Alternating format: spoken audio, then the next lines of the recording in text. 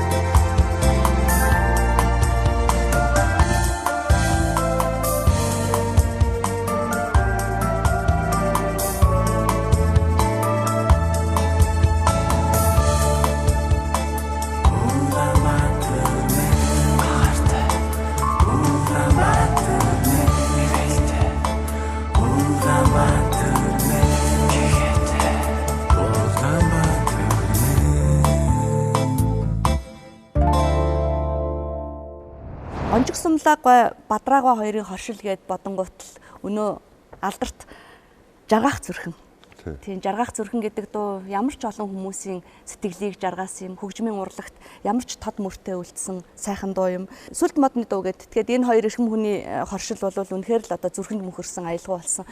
Жамцын Бадраагаан дууны шүлгээр хийсэн энэ нэвтрүүлэгт би үннийг хэлэхэд сонсогчийн байр суурьтай оролцсомоор байна. Ягаад гэвэл таны хэлж байгаа хөгжмийн бүтээлийг нь дүгнэж байгаа, дууны уран бүтээлийг нь дүгнэж байгаа дүгнэлт бүхэн хойч үед маань эрдэн болж үлдэх юм аа. Тийм болохоор та Гонжигсумлаагаа Бадраа хоёрын энэ гайхалтай хоршлын тухай хамгийн онцлогийг нь манай үзэгчдэд хэлж өгөөч. Гонжигсумлаагийн бүтээлүүд бол монголчуудын орчин цагийн хөгжмийн уран сангийн одоо хамгийн үнэтэй зүйлүүдийн нэг л дээ. Гонжигсумлаагаа гээд ингээд ярихаар бол тэр хоёр уран бүтээл их холбоотой. Зөвхөн яруу найргийн гэхээс илүүтэй хөгжмийн. Монголын хөгжмийн зохиолын холбооны дараагаар ажиллаж байхдаа Гонжигсумлаагаа Бадраагааг ардын хөгжмийн мэргэжилтнэр хөгжмийн зохиолын холбоонд ажиллуулсан. Өөрөөр хэлбэл гончигсомлогоо ерөнхийдөө өөрийнхөө орчин цагийн болон дэлхийн хөгжмийн соёлыг өөртөө агуулж байсан ардын уран бүтээлийн талаар бол түшиг хэрэгтэй юм байна гэж үзсэн. Нэг тийм учраас олон жил тэр хоёр хамт одоо нэг конторт бол суусан. Тийм учраас тэр хоёр сэтгэл санаагаа одоо хуваалцаж өөрөөр хэлбэл Сүлд модны наадмын дууг бол үнэхээр энэ одоо шинжил солигдох энэ мөч бол монголчуудын хувьд бол цоо шин үзэгдэл байсан. Тийм учраас энийг дуулах шаардлага байна гэдэг нийгмийн захиалгаар жишээлбэл хийсэн. Жаргаах зүрхэн бол үнэхээр гончигсомлогоо өөрийнх нь сэтгэлийн дуулал байсан. Тэр дууллаа бадрагагаар дамжуулж илэрхийлсэн гэж ингэж үзэж болох юм аа.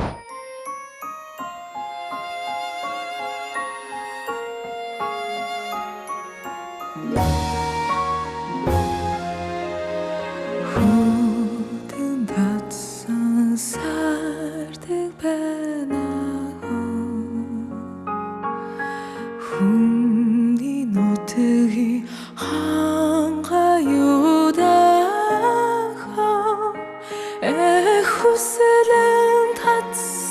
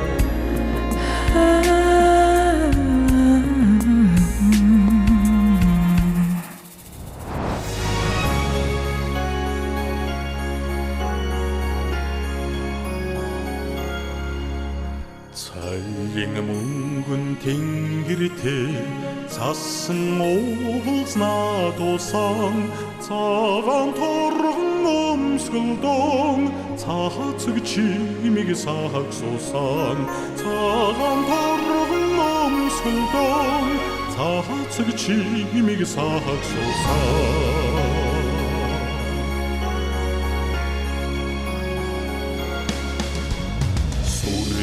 Монгол орныхоо үлчирж авахаг бадрасан Сүлбөдний ханадмар өвлийн эрчиг хариуцаая Сүлбөдний ханадмар өвлийн эрчиг хариуцаая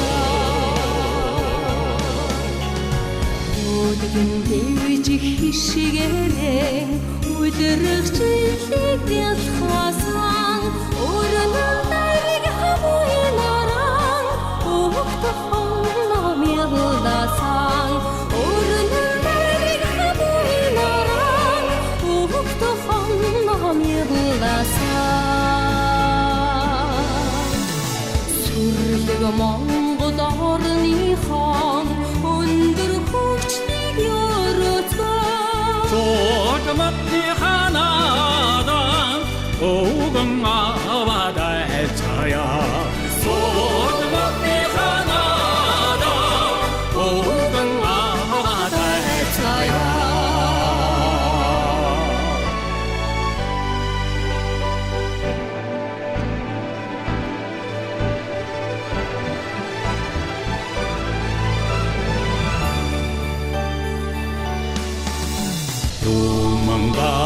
Торсканата 바다링 알다라 소리아차 도생행께도 소르셔다 바이리 막나 데니세 도생행께도 소르셔다 바이리 막나 데니세 소리들 몽골이 홈 야다고 맘대로 소드맛들 하나도 야로도 어렵어요 소드맛들 하나도 야로도 어렵어요 소드맛들 하나도 야로도 어렵어요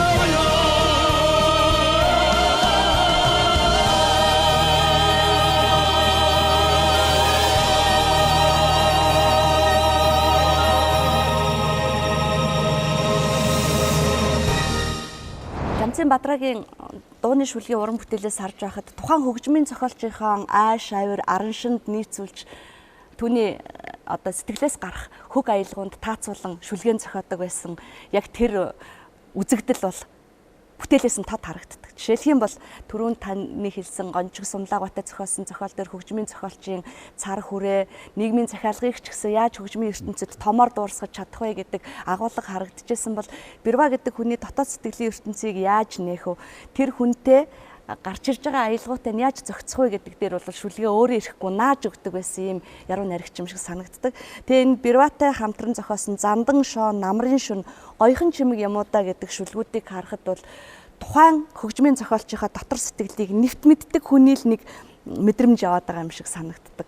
Бэрвага Монголын хөгжмийн зохиолчтой холбоонд гончиг сумлаагийн орлогч дарга хийж байсан. Тэгэхээр тэд нар нэг конторт одоо суудаг нөхдүүд байгаа юм. Бэрвагад ямар дуу хийх сэтэл төрнөв. Түүнийг Бадраагаад одоо хэлээд тэр нөгөө хаалганд нь сууж байгаа шүү дээ.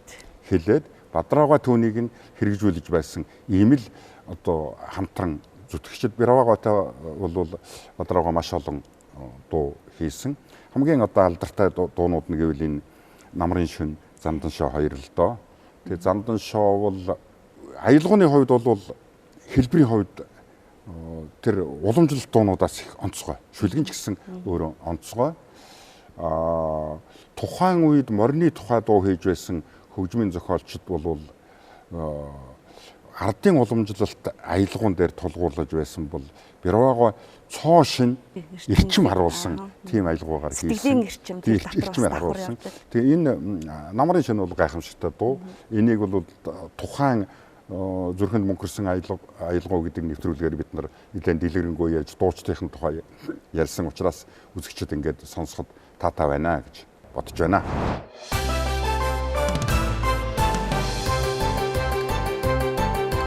Арцгийн шунгахэр мөнэр хатан хайлт цойлохдоо таачиг хүрхээрээ хатан төрэн бараагээ залуу танхад нассанда заяа холбон довтдогсоор замын уртыг товчлсон зандан шогч мартасоо яхэр сунгубартагаар янгрээд дүүлэхдээ ямар ч давчуу цаг гэмнэ янгийн болцон сатагээ залуу танхад нассанда заяа холбон довтдогсоор замын уртыг товчлсон зандан шогч мартасоо анган царван анхлуудад гац шүргэн дүүдэгтэй аргун хурдан хатираага ганцхан удаа саагагүй залуу танхад нассанда заяа холбон довтдогсоор замын уртыг товчлсон зандан шогч мартасоо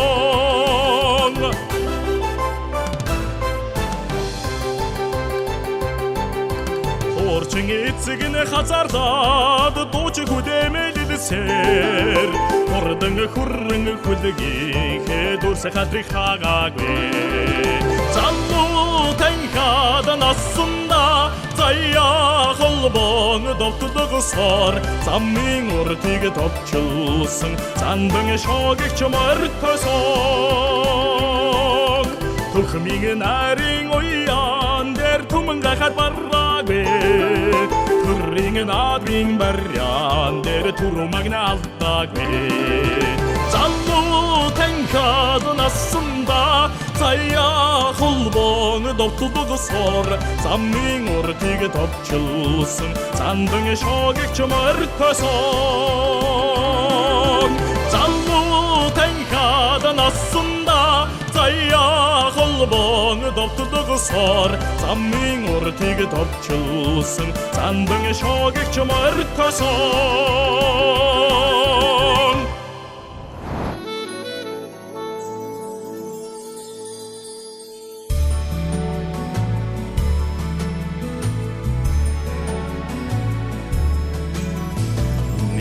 Тэлзсэн сушиг сарны туян гэлтэлзсэн шүүдэр суудан өнгөтэй мэлэмрэн хүлээ миний докторыг гэлэлдэн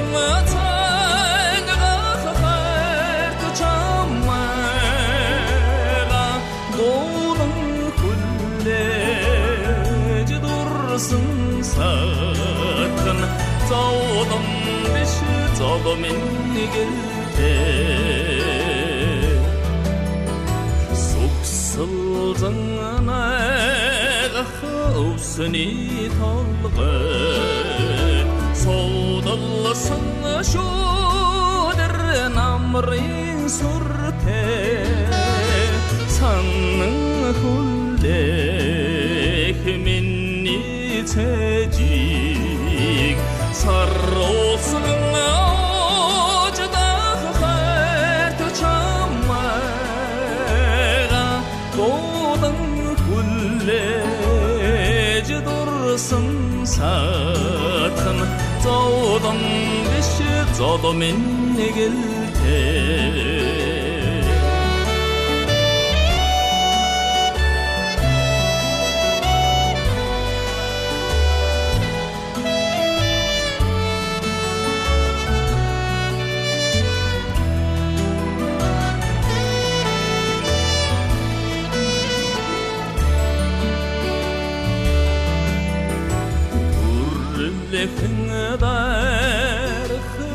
심부리 부베네드게 생사랑 저거타 했생 굴레 민니 줄히 팽크로는 나가할 정말가 고등 굴레 지도르슨 사튼 저던 그시 저도 민니길테 팽크로는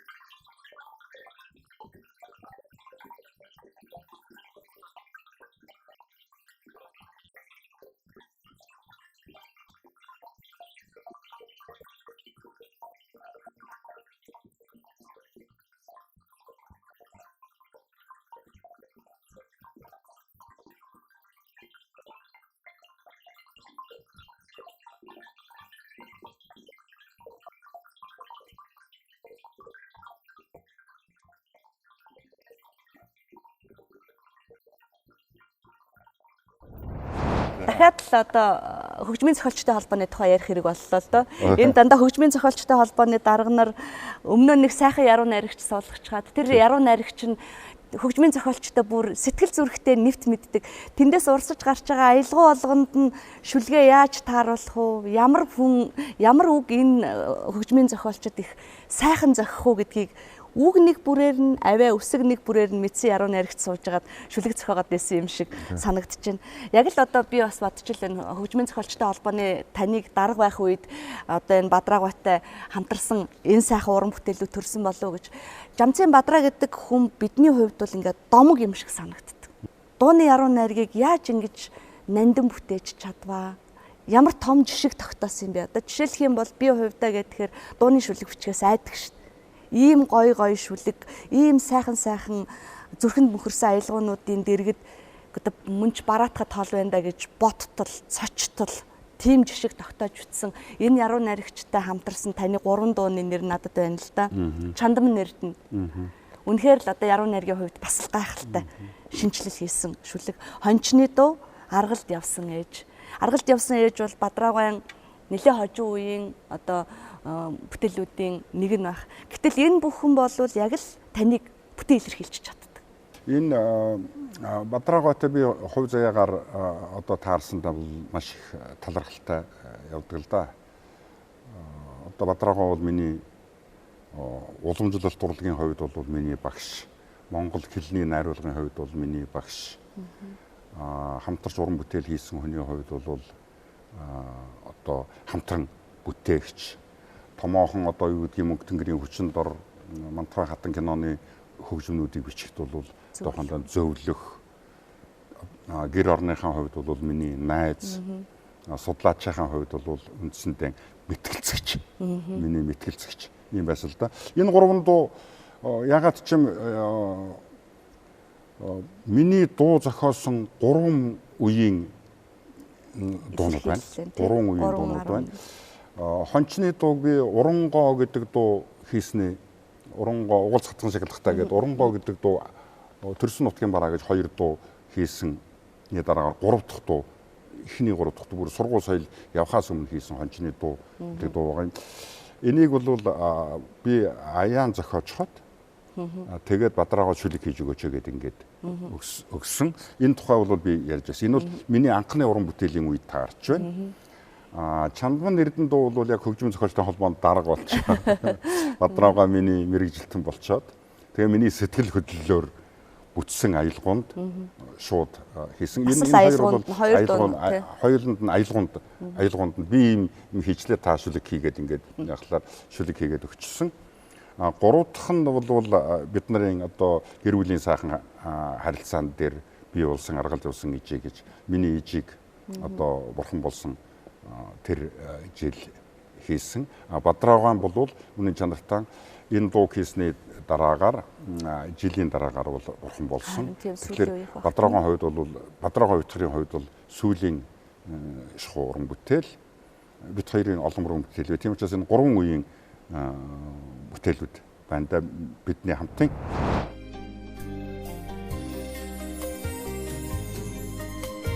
Хархан үдэндгийн сарн чиминхөө хайлгих зүрхэнд шингээ сэнгээтэй халуун голыг буйгуусан гочинхөө хасын туяарч болласан одотэё 한가거리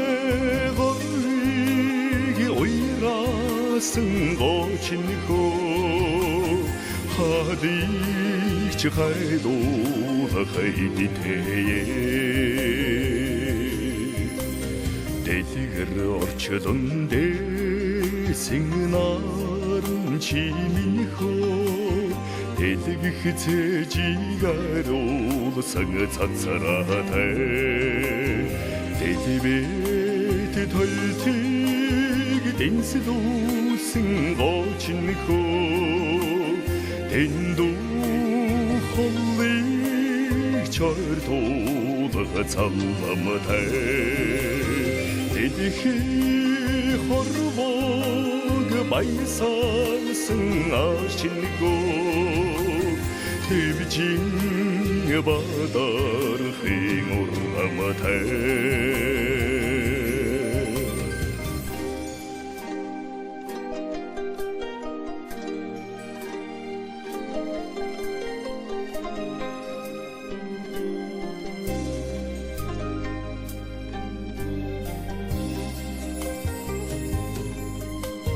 색색대 달던 조잘 허도봉 대구리생 생궁사의 흰 호돌선 제비대 생크린 골리 하리간든 도마니고 제대공 도이공 야로선 제비대 세계 살대기 졸래든 아이마니고 들부지하다 선제비대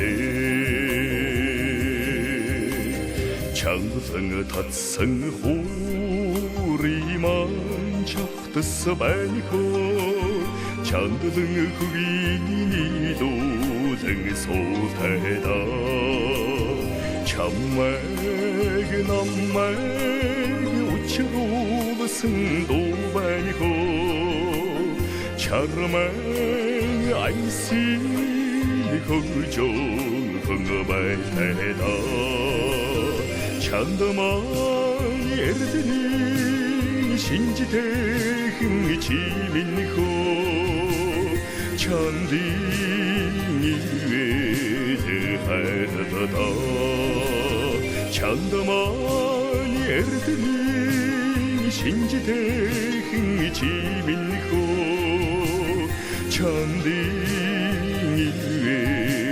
외대하르다다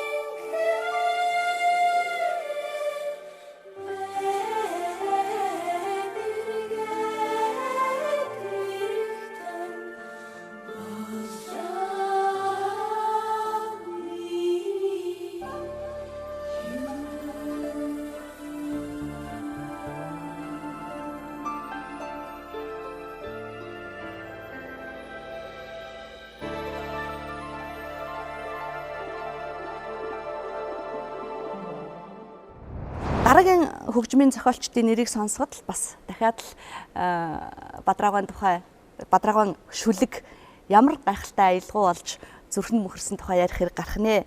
Гайхмаараа. Зундын Батсөх бол Сүхбаатар аймгийн гаралтай хүн багшийн дээд сургууль гэж байсан хуучин багшийн дээд сургуульд хөгжмийн зохиолчдыг анхудаа бэлтгэсэн гончигсмлагаа мөрдөрж байгаа, цэндарж байгаа эднэр. Тэгэхэд гончигсмлагын шав байгаа юм Зундын Батсөх. Тэгэхдээ Батсөх бол үндсэндээ 70-аад оны Монголын нийтийн дууны ардын уламжлал орчин цагийн дуу хоёрыг хосмолжуулсан ийм одоо хөгжмийн зохиолч Бадраагаваатай энэ нь бол Бадраагаваа бол Батсөх их тоогдож байсан байх гэж би бодож байна.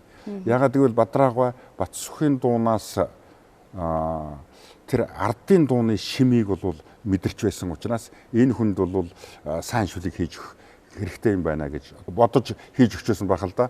Тийм ч учраас найрсаг байгаасаа гайхмаараа эднэргээд Бадраагаваа нэлээд сайн шүлгэнүүдээ бол Батсөх хөгжмийн зохиолчд өгсөн юм шиг байгаа. Ер нь ч тухайн үедээ бол тэр хоёрын шүлэг дуунууд нь бол тэр ардын уламжлал сэтгэлгээ орчин цагийн яруу найраг дууны шүтэлцээ хоёрыг бол их сайн илэрхийлсэн.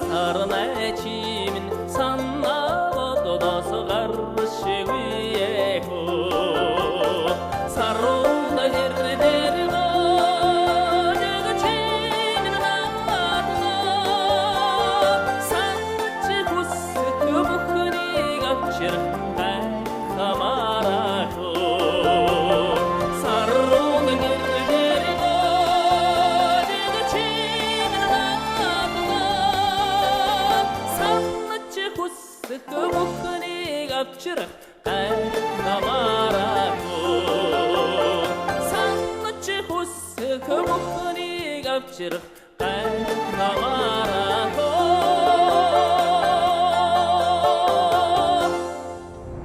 Найр болгоны хойморт надан бүхний ихэнд их шиглэж байдаг өнөөх алдартай гайхмаараа Лувсан Шарвагаан Охтын уянга гэдэг энэ дуунаас мөн л яг Монгол эмэгтэйчүүд Монгол Охтын уянга яг ямар байдгийм бэ гэдгийг Лувсан Шарвагаа энэ шүлгэн дээр энэ аялгуун дээр гайхалтай сайхан гаргаж үзүүлсэн гэж боддог. Лувсан Шарвагаан хувьд бол Бадраагаатай нэлээд олон бүтээл хийсэн. Түүнээс ер нь хамгийн алдартай магадгүй энэ Охтын уянга байж болно гэж бодож байна. Түмэндэн Бэрэлгой улсын ардын дуужийн чуулгад дуучнаар орж ирсэн. Тэгээ Түмэндэн Бэрэлгойн уран санг Түмэндэн Бэрэлгой өөрөө одоо бид нарын ярьдаг үндэсний уламжлалт буюу ардын дуу дуулдаг л одоо ийм хүн байсан. Гайхамшигтай сайхан хоолойтой. Тэгээд улсын ардын дуужийн чуулгын уран сайхны шаардлагын үүднээс тэд нар бол ардын дуу дуулдаг хүмүүс зохиолын дуу дуулах зайлшгүй шаардлага гаргадаг нөгөө шинэ концерт хийхтэй зэрэг зайлшгүй тийм учраас нор бонцдгоо хүртэл одоо уртын дуучин хүн чинь 4 цагийн талын чинь одоо захиргааны тушаалаар концертанд дуулж байгаа шүү дээ 4 цагийн тал тэгэл сөглөн гаваач орчин цагийн дуу дуулсан Түмэндэн Бэрэлгой дуулах шаардлага гарсан. Түмэндэн Бэрэлгойд шинэ дуу зохиоход бол үнэхээр эрдэнэтэй хүн зохиохгүй бол хэцүү дуучин л да. Их хэцүү. Тийм учраас улсын ардын дуужийн чуулгад Лувсан Шарвагаа өөрөө ажиллаж байсны хувьд бол Түмэндэн Бэрэлгойг энэ дуугаар гаргахын тулд сайн дуу хийх шаардлага гарсан. Тэгэд Түмэндэн Бэрэлгойн дуулсан тэр зохиолын дуунууд дотроос бол Лувсан Шарвагаан 2 дуу их онцгой. Энэ Охтын уянга Усны тунгалаг тамирын гол гэж 2 дуу вэ. Бүх шүлэг яруу найргийнх нь хувьд бол өөлөх зүйл байхгүй. Үнэхээр одоо яаж энэ аялгуун дээр нэгч үсэгний илүүгүйгээр нэгч үгний дутуугүйгээр бүгдийг нь ингэж бичиж чаддаг юм бол гэж гайхшихаас өөр магтан бишрэхээс өөр аргагүй.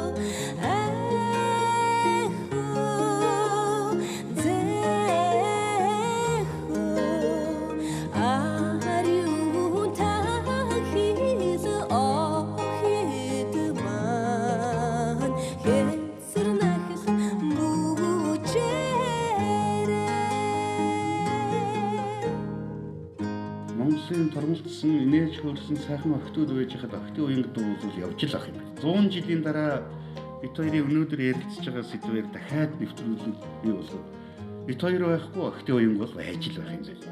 За тийм. Ингэж л ойлгож байна да.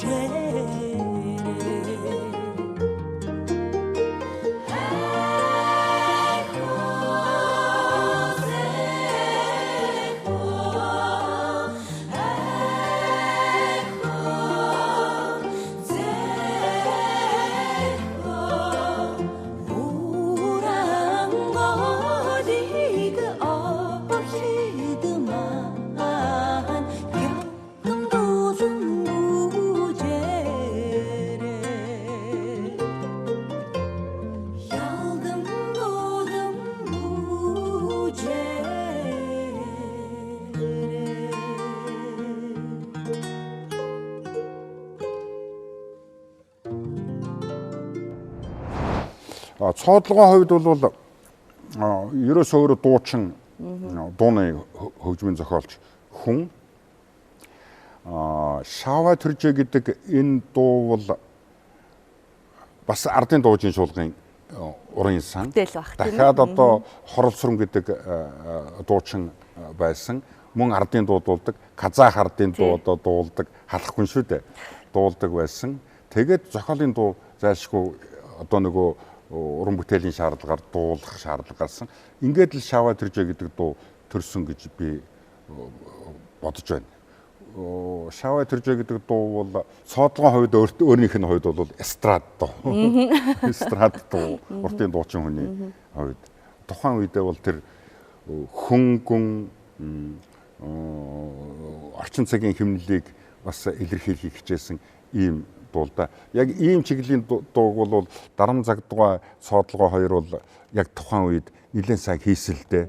Дарам Загдугай нөгөө нэг хутгийн тухай дуучин юу лээ?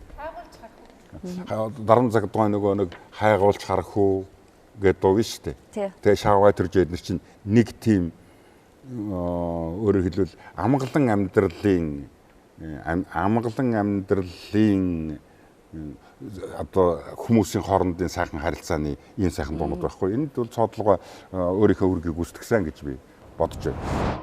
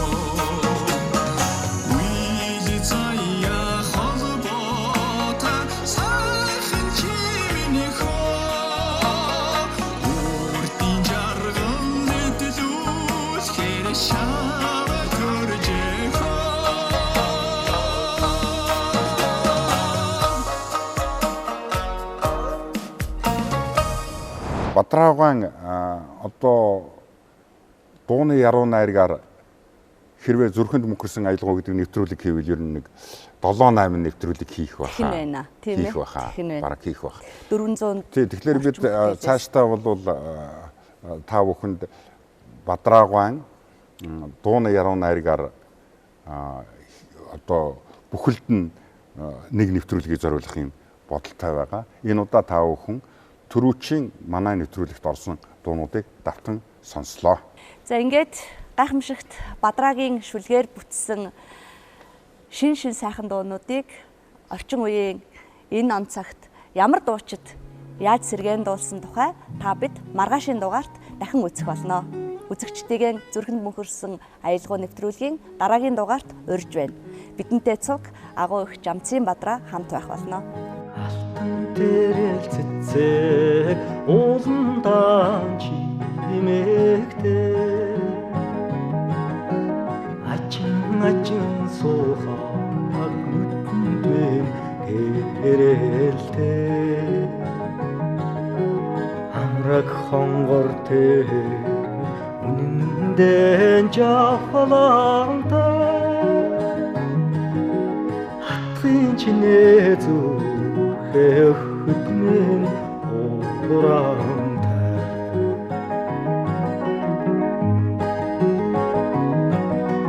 навча тэрэл цэцэг дэлгэхтэн чимэгтэй намга зөөлн сахар амьсгалхад минь анхлаатай наснаа янаг тэр сэтгэлдээ жавхалантай наллэрдэн зүрхээ хөдмөн ууралтай наснаа янаг тэр сэтгэлдээ жавхалантай наллэрдэн зүрхээ хөдмөн